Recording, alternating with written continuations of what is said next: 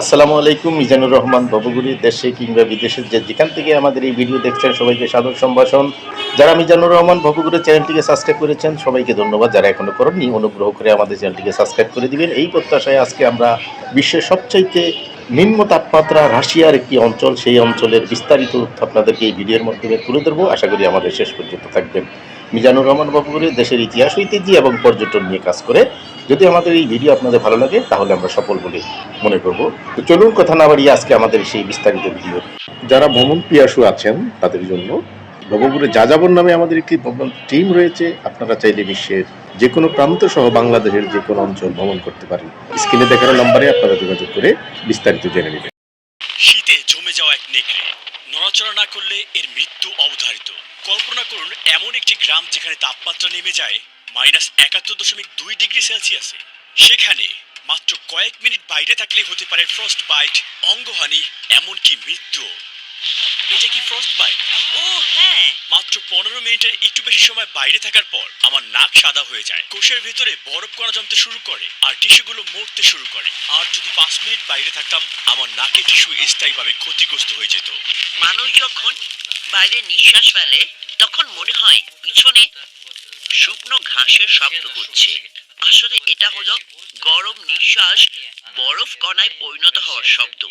আমি এখন পৃথিবীর সবচেয়ে ঠান্ডা বসবাসযোগ্য স্থানে রয়েছি। এটি হলো ওইমিয়াকন। বেঁচে থাকতে আমি প্রায় 20 স্তরেরও বেশি পোশাক পরেছি, যার ওজন প্রায় 14 কেজি। 30 ডিগ্রি সেলসিয়াসের ঘর থেকে বের হওয়া মানে এক লাফে 100 ডিগ্রিরও বেশি তাপমাত্রা কমে যাওয়া। আর তাই আমি গ্লোভস, বুট আর প্যান্ট পরেছি, যার সবই রেনডিয়ার লোম দিয়ে তৈরি। কিন্তু তবুও এগুলো যথেষ্ট নয়। এবং এখন আমি আপনাদেরকে দেখাবো জীবন এখানে কিরকম এবং বাইরে যাওয়াটাই বেঁচে থাকার জন্য কত বড় লড়াই। বের হওয়ার কয়েক সেকেন্ডের মধ্যেই চোখের পাতায় বরফ জ্বলতে শুরু করে আর ত্বকে জ্বালা অনুভব হয়। পুরো গ্রামটাই যেন পরিত্যক্ত।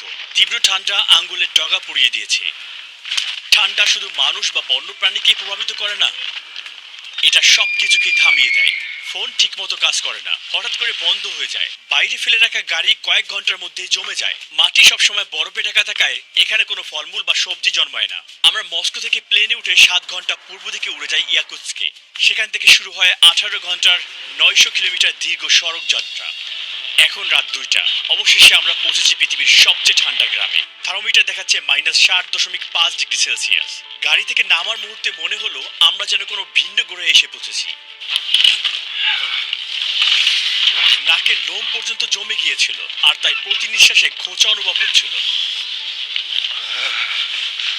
শুষ্ক বাতাসে হঠাৎ করে প্রবল কাশি ওঠে, যেন থামছেই না। ওইমিয়াকন গ্রামে প্রায় 800 জন মানুষ 1.5 বর্গ কিলোমিটার এলাকা জুড়ে বসবাস করছেন। এখান থেকে বাইরে কাউকে দেখা প্রায় অসম্ভব। মনে হচ্ছে যেন সময়টাই এখানে থেমে গিয়েছে। এখানে প্রচন্ড ঠান্ডা। প্রায় 15 মিনিট ধরে হাঁটছি। দেখতে পাচ্ছেন আমার বন্ধুর চোখের পাতাগুলো বরফে জমে আছে। এছাড়াও দেখতে পাচ্ছেন তার উপরের ঠোঁটে একটি বড় বরফের ফোঁটা জমে আছে। ওইমিয়াকন আমাদের ভূমি পাহাড় দিয়ে ঘেরা। এখানে অসম্ভব রকমের ঠান্ডা পড়ে। তাপমাত্রা নেমে যায় -63 বা এমনকি -64 ডিগ্রি সেলসিয়াসেও। যেহেতু ওইমিয়াকন একটি উপত্যকার মাঝে অবস্থিত, এখানে বাতাসের চলাচল কম। ঠান্ডা একবার জমে গেলে সেটা নড়ে না, ঠিক সেখানেই থেকে যায়। এই এলাকায় মাটির নিচের স্তর সারা বছর বরফে জমে থাকে। এই বরফের স্তরকে বলা হয় পার্মাফ্রস্ট, আর এটি 100 মিটার দীর্ঘায়িত হতে পারে। এই চরম ঠান্ডায় টিকে থাকতে গ্রামের মানুষরা একটি কেন্দ্রীয় হিটিং সিস্টেম গড়ে তুলেছেন। একটি মাত্র কয়লা চালিত বয়লার থেকে পাইপের মাধ্যমে বেশিরভাগ এলাকায় পৌঁছে দেওয়া হয় তাপ। এই ব্যবস্থাটি এক মুহূর্তের জন্য বন্ধ হওয়া চলবে না। এখানকার বাড়ির ভেতরের গঠন সাধারণ গ্রামীণ বাড়ি থেকে সম্পূর্ণ ভিন্ন।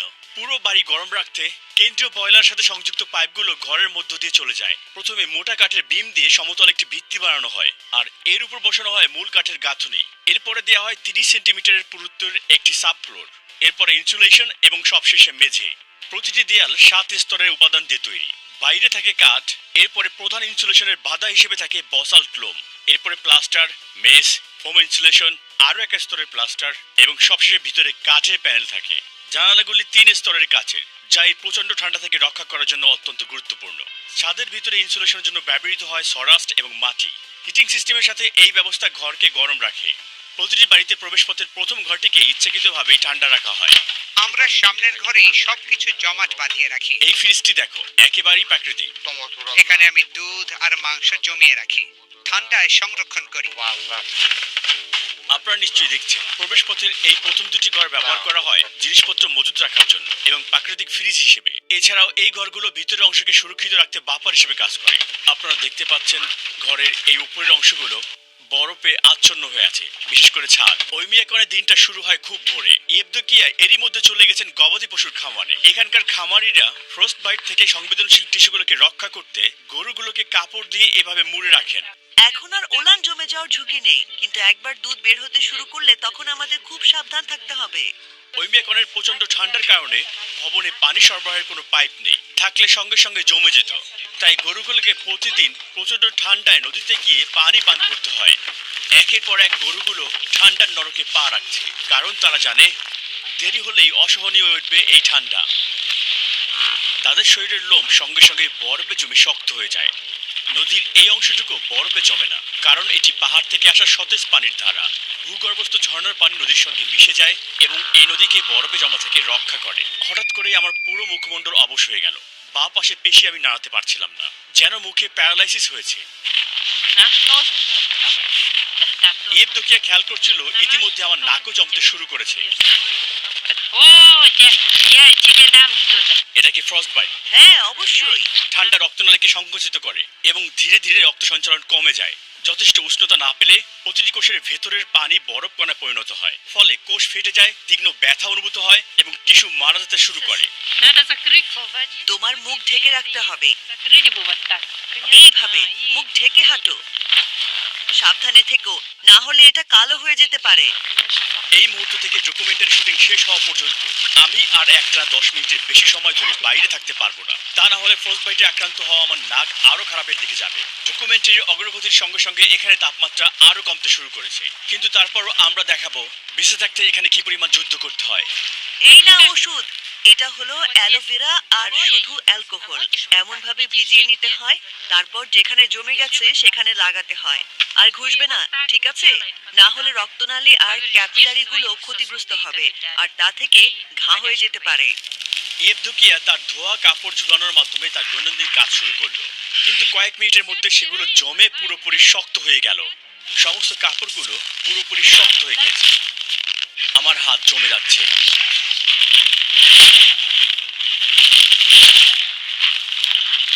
এরপরে সে খামারের দিকে গেল গরু থেকে দুধ সংগ্রহের জন্য। আমি ইয়াকুত জাতের গরু পালন করি, কারণ এরা খুব উন্নত মানের দুধ দেয়। এতে চর্বির পরিমাণ 7 থেকে 8% পর্যন্ত হয়। যেমনটা আপনারা দেখতে পাচ্ছেন, উপরের ছাদে কিছু বরফ এবং তুষার জমে আছে, কিন্তু ভেতরটা বেশ উষ্ণ, আর এই পাশগুলো বরফে জমে আছে। আপনারা দেখতে পাচ্ছেন ছাদ থেকে কিছু বরফের অংশ নিচে পড়েছে, এটা বাতাসের আর্দ্রতার কারণে। এখানের বাতাস ঘাস, গরম দুধ এবং গবাদি পশুর গন্ধে ভরে আছে। আমরা দেখা করব ঘোড়া পালকের সাথে। এখন যাচ্ছি ইয়াকুতি বন্য ঘোড়াগুলোকে তাদের প্রাকৃতিক পরিবেশে দেখার জন্য। মিখাইল, রুহি, এইগুলোই ইয়াকুত ঘোড়া। এখানকার পরিবেশ এতটাই কঠিন যে শুধুমাত্র এরাই নিজেদের মানিয়ে নিতে পেরেছে। আজকের তাপমাত্রা কত? এখানে আজ প্রায় -50°C। বাইরে দীর্ঘ সময় থাকা খুব কষ্টকর। আমরা খোলা জায়গায় বেড়া দিয়ে একটা ব্যবস্থা করেছি। ওরা বেশিরভাগ সময় স্বাধীনভাবে চড়ে বেড়ায়। এই ইয়াকুতি ঘোড়াগুলোর জন্য তাপিত আশ্রয়ের প্রয়োজন হয় না, কারণ এরা দিনরাত -70°C তাপমাত্রাও সহ্য করতে পারে। সাধারণ ঘোড়ার চেয়ে এরা আকারে অনেকটাই ছোট, আর যেটা শীতকালে তাদের জন্য একটি ভালো দিক, কারণ ছোট শরীর মানে তাপ কম এলাকা জুড়ে তাদের শরীরে বিকিরণ ঘটায়। এই ঘোড়াগুলোর দেহ দেখতে অনেকটাই ফোলানো, মোটা চর্বির এবং গোলাকৃতি। এটা তাদের ঘন লোমের কারণে, আর তাদের খুরগুলো অনেক উঁচু। এই কারণেই তারা এত ঠান্ডা সত্ত্বেও এই জমাট মাটিতে তারা অনেকক্ষণ দাঁড়িয়ে থাকতে পারে। ওদের আটকানো হয়নি এখানে, শুধু খাবারের জন্য তারা এখানে আছে। তাদের শরীরই হলো খাবার। এটা ঘোড়ার মাংস, এখানকার মানুষ এটা খায়। যেমনটা দেখছেন এতে প্রচুর চর্বি রয়েছে। এটা একটা প্যাকেট, ঘোড়ার মাংসের প্যাকেট। একজন ক্রেতা এই মাংসের জন্য অর্ডার করেছেন এবং এটা এখন তার কাছে পাঠানো হবে। এই ঘাসের স্তূপটি গ্রীষ্মকাল থেকেই এখানে জমিয়ে রাখা হয়। শীতকালে এটাই ঘোড়াদের প্রধান খাবারের উৎস। মিখাইল আমাদের তার ঘোড়ার মাংস এবং কলিজা খাওয়ার প্রস্তাব দিলেন, যা কাঁচা এবং জমা অবস্থায় খাওয়া হয়। কাঁচা ঘোড়ার মাংস। এটি ভিটামিন আর ভালো পুষ্টি উপাদানে ভরপুর। কারণ এখানে আমাদের ফল বা সবজি নেই, তাই আমরা মাংস থেকেই ভিটামিন নিই।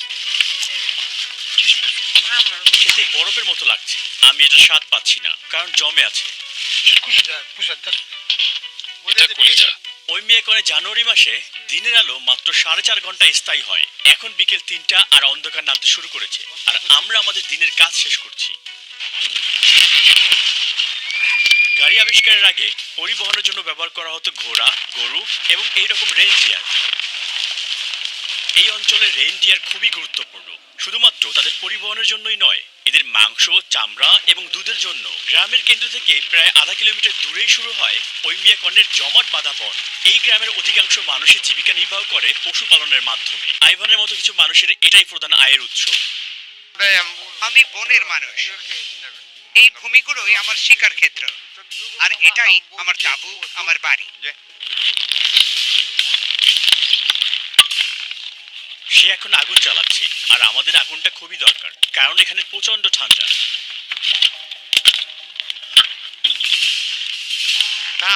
আমাদের অবশ্য নির্দিষ্ট পথেই হাঁটতে হবে। নিচের বরফ অনেক পাতলা। আমরা জমে যাওয়া নদীর দিকে এগিয়ে গেলাম। সেখানে সে আগের দিন একটি মাছ ধরার জাল পেতে রেখেছিল। আইভান ক্যামেরাম্যানকে সতর্ক করলো, কারণ সে ফাটল ধরা বরফের উপর পা রাখছিল। একটা ভুল পদক্ষেপে সে পানিতে পড়ে যেতে পারত এবং ভিজে যেত।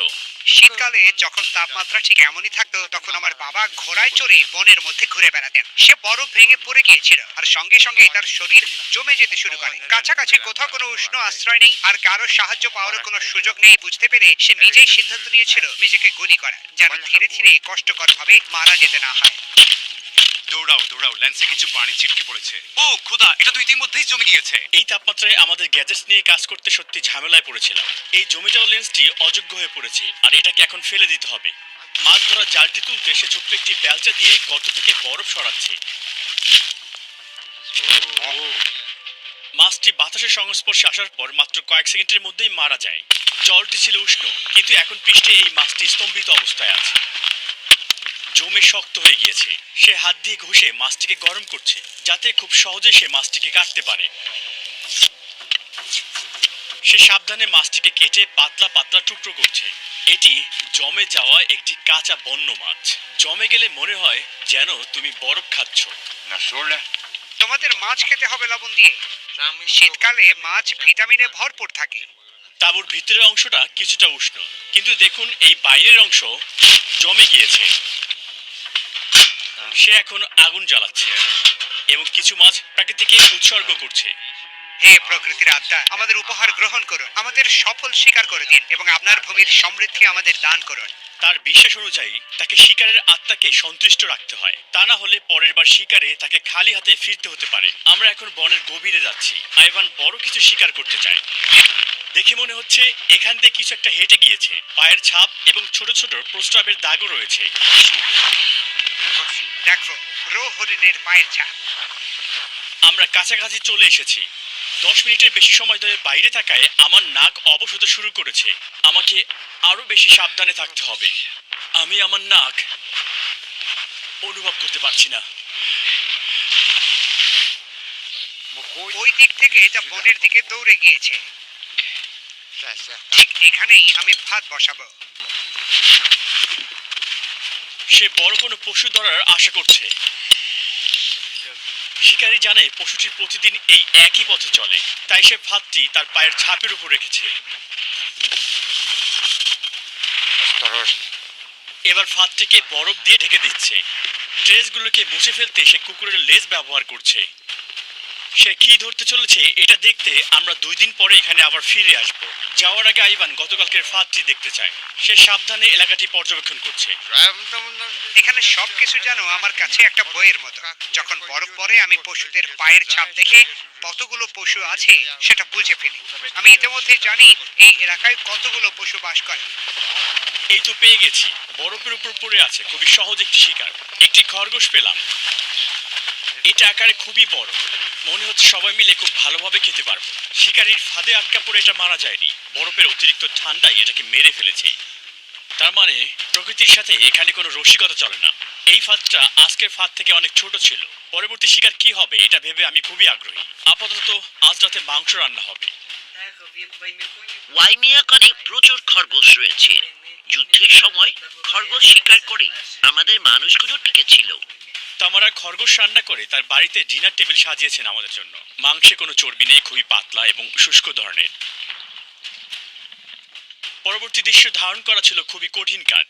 রাশিয়ান গ্রামীণ জীবনের উপর ভিত্তি করে নির্মিত ইউটিউব চ্যানেল দ্য আলিঙ্গাপসের সাহায্যে তা আমরা সম্ভব করতে পেরেছি। ভোরের আলো ফোটার সঙ্গে সঙ্গেই আমরা বাড়ির কাছাকাছি কিছু অপ্রত্যাশিত জিনিস দেখেছি। একটি বিশাল সাপের ভাস্কর্য, এটি সম্পূর্ণ গরুর বজ্র দিয়ে তৈরি, ওজন 360 কেজিরও বেশি এবং বানিয়েছেন একজন স্থানীয় কৃষক। এখানে পাইপলাইনের মতো সাধারণ পানি সরবরাহ ব্যবস্থা নেই। পানির পাইপে পানি দিলে তা সঙ্গে সঙ্গে জমে যাবে। এর পরিবর্তে এখানকার বাসিন্দারা ট্যাঙ্কের মাধ্যমে ব্যবহৃত পানি সংরক্ষণ করে রাখে, সেই পানি দিয়ে হাত ধোয়া বা অন্যান্য দৈনন্দিন কাজ সম্পন্ন করে। আমাদের সিঙ্কটা পুরনো, নিচে একটা বালতি রাখা থাকে পানি ধারণ করার জন্য। যখন বালতিটা ভরে যায় তখন আমরা সেটা বাইরে নিয়ে গিয়ে ফেলে দিই। এছাড়া এখানে পানির পাইপলাইন না থাকার কারণে ঘরের ভিতর কোনো শাওয়ার বা টয়লেট থাকে না। এর পরিবর্তে এই প্রয়োজনীয় ব্যবস্থা রাখা হয় বাড়ির কোনো বাগানে, ছোট কোনো কেবিনে। মলমূত্র নিষ্কাশনের কোনো ব্যবস্থা না থাকায় মানুষের বজ্র যেখানে ফেলা হয় সেখানে জমে থাকে, কারণ বাতাসের সংস্পর্শে এলে বজ্রগুলো তাৎক্ষণিক বরফে পরিণত হয়। ফলে এগুলো জমে জমে 1-2 মিটার পর্যন্ত উঁচু স্তম্ভ তৈরি করে, যতক্ষণ না পর্যন্ত কেউ তা ভেঙে পরিষ্কার করে। যখন কাউকে টয়লেট ব্যবহার করতে হয় তখন তাকে প্রচুর কাপড় পরতে হয় এবং দ্রুত এই কাজটি শেষ করতে হয় যাতে জমে না যায়। এটা নিশ্চয়ই সুখকর অভিজ্ঞতা হবে না। এই টয়লেটটি একটু ভিন্ন কারণ এটাকে গরম রাখা হয়েছে, কিন্তু সমস্যা হচ্ছে এখানে পর্যাপ্ত বায়ু চলাচলের ব্যবস্থা নেই। দেখো, এই ধরনের টয়লেট মূলত ব্যবহৃত হয় ঠান্ডা থেকে রক্ষা পাওয়ার জন্য, কিন্তু এর ভিতরে খুবই দুর্গন্ধ তৈরি হয়। গোসল, রান্না বান্না, থালা বাসন ধোয়া বা পান করার জন্য পানি খুবই অপরিহার্য, কিন্তু এখানে পানি সংগ্রহ একদমই সহজ নয়, বরং একটি জটিল প্রক্রিয়া যা অনেক পরিশ্রমের কাজ। মানুষ এখানে বরফ কেটে কেটে তার খণ্ড সংগ্রহ করে এবং সেগুলো গলিয়ে দৈনন্দিন ব্যবহারের জন্য বিশুদ্ধ পানি তৈরি করে। এই বরফের নিচেই একটি জমাট বাঁধা নদী এবং পানির একমাত্র উৎস। তিনি একটি চিজেল দিয়ে এই বরফগুলো কাটছেন। যদি খুব ঠান্ডা হয় তবে আপনাদের দ্রুত কাজ করতে হবে, না হলে আপনারা জমে যাবেন। আমরা একের পর এক শক্ত বরফের খণ্ড কাটছি এবং সেগুলোকে তুলে স্লেজে রাখছি। 1, 2, 3। আমরা যতটা সম্ভব বরফের খণ্ড স্লেজের উপর রাখছি। আমাদের পূর্বপুরুষরা আগে এই বরফগুলো গরুর গাড়িতে করে নিয়ে যেতেন। নিকোলা, এগুলো কতদিন চলবে? আমার পরিবার বড়, এই বরফ 2 অথবা 3 সপ্তাহ চলবে। এই বিশাল বরফের খণ্ডগুলো রাখা হয় বাড়ির ভিতরে ঠান্ডা ঘরে অথবা পিছনের উঠানে। তারা এগুলোকে এক ধরনের ড্রামে রাখে, এরপরে গলে গেলে সেই পানি তারা পান করে। আমরা যে বরফের পানি সংগ্রহ করলাম তা শুধু তার নিজের বাড়িতেই ব্যবহৃত হবে না, বরং প্রতিবেশীদের সাথে ভাগ করা হবে যাতে তারাও পরিষ্কার বিশুদ্ধ পানি দিয়ে গোসল করতে পারেন। এই গ্রামে গোসলের মাধ্যমে প্রতিদিনের রুটিন শুরু হয় না, বরং শুরু হয় কাঠ কাটার মাধ্যমে।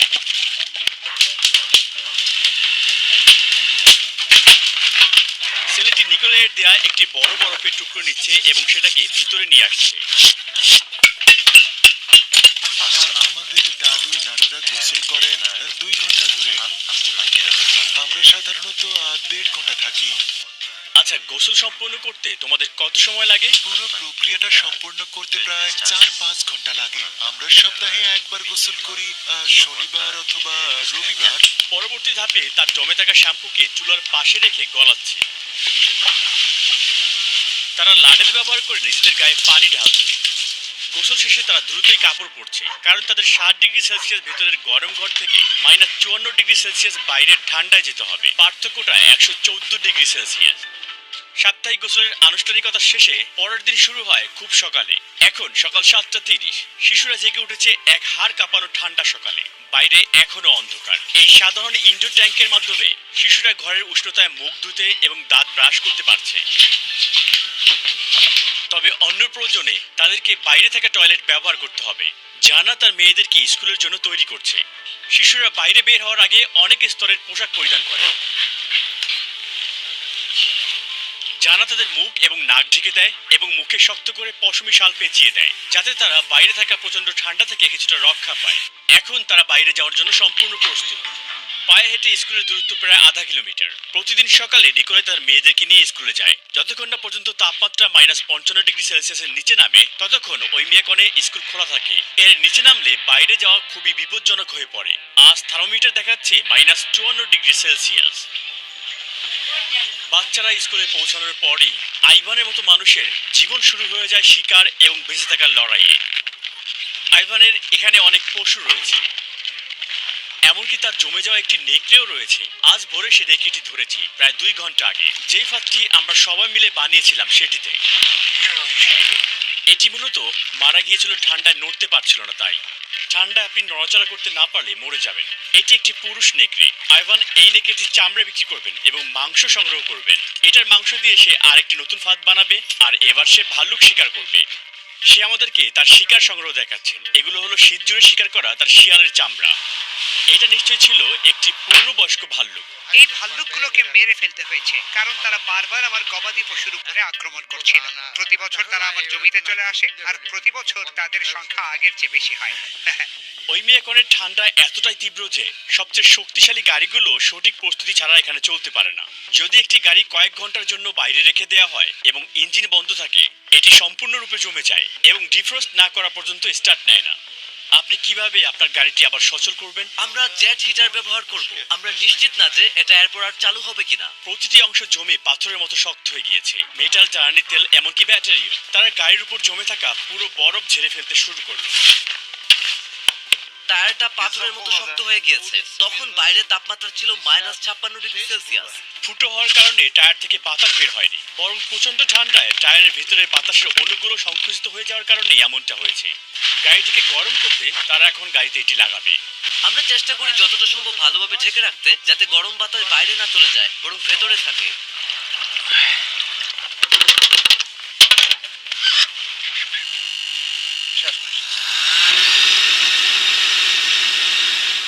এটা ধরো, বাইরে খুব ঠান্ডা, এ কারণেই সবকিছু গরম রাখতে হয়। যেহেতু গাড়িটা ডিজেল চালিত, ট্যাঙ্কের ডিজেল পুরোপুরি জমে গিয়েছে। গাড়িটা এভাবে থাকবে প্রায় 3 থেকে 4 ঘন্টা। যদি কোনো স্থানীয় বাসিন্দার ভাগ্যে গরম গ্যারেজ জোটে, তাহলে তারা সেখানে মাসের পর মাস গাড়ি রেখে দিতে পারে ইঞ্জিন জমে যাওয়ার ভয় ছাড়াই। আমরা প্রথমবারের মতো এমন একটি গ্যারেজে যাই।